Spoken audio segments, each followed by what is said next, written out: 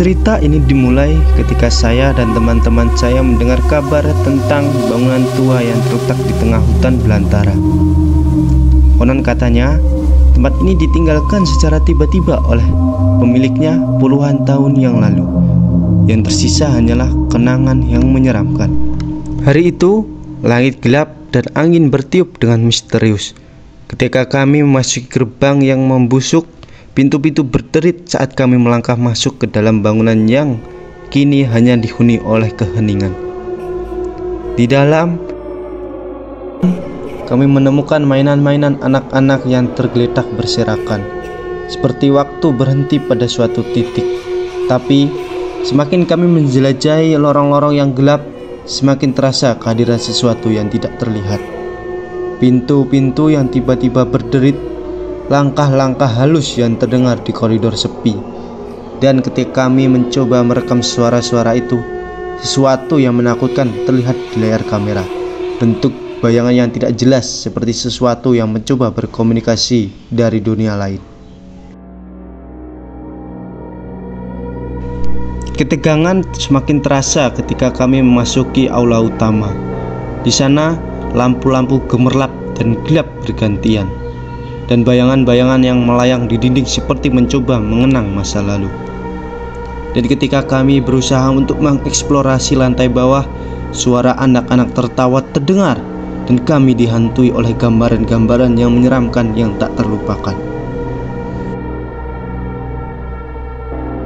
Kami pun melarikan diri dari bangunan tua tersebut, merasa bahwa kami tidak sendirian, bahwa sesuatu atau seseorang mengawasi setiap gerak kami. Di keesokan harinya ketika matahari terbenam dan langit diliputi bayangan, kami memasuki aula utama bangunan tua tersebut. Kali ini kami membawa peralatan deteksi paranormal untuk membantu mengungkap kehadiran apapun yang mungkin bersembunyi di dalam.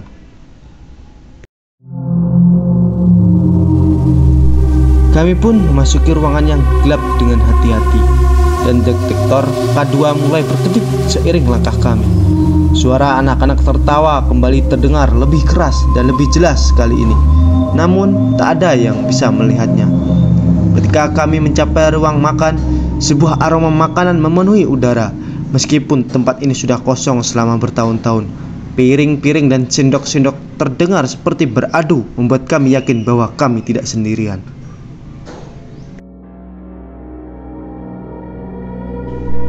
Kami pun melanjutkan ke ruang tidur anak-anak, di mana boneka-boneka tua tergeletak berserakan.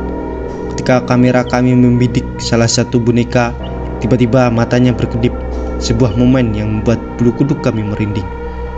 Dengan berani, kami turun ke lantai bawah, tempat suara-suara misterius terdengar di petualangan sebelumnya. Saat kami menjelajahi koridor-koridor gelap, pintu-pintu terbuka dengan sendirinya, dan langkah-langkah tak terlihat mengikuti kami.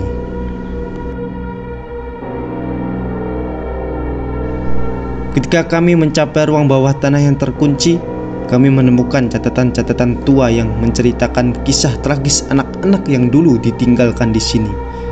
Anak-anak yang terlupakan, dilecehkan, dan mengalami nasib yang tragis.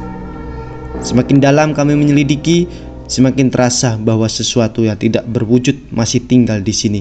Entitas yang mungkin tak bisa move on dari kesedihan masa lalu. Dalam kegelapan, kami mendengar suara seorang anak-anak memanggil-manggil nama kami. Hantu-hantu anak ini muncul di depan mata kami, mata penuh rasa sakit dan penyesalan. Kami merasa bahwa kami dihadapkan pada roh anak-anak yang mencari keadilan.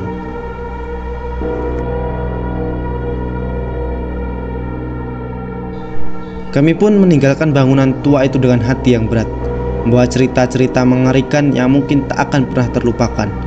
Apakah tempat ini benar-benar dihantui oleh roh-roh anak-anak yang tidak bisa move on, ataukah itu hanya ilusi yang diciptakan oleh ingatan masa lalu? Pada hari ketiga, kami pun melanjutkan perjalanan spiritual kami pada bangunan tua tersebut. Kali ini kami membawa seorang paranormal yang terkenal untuk membantu komunikasi dengan entitas yang mungkin masih berada di sini. Saat kami berada di aula utama, paranormal tersebut mulai merasakan kehadiran yang intens.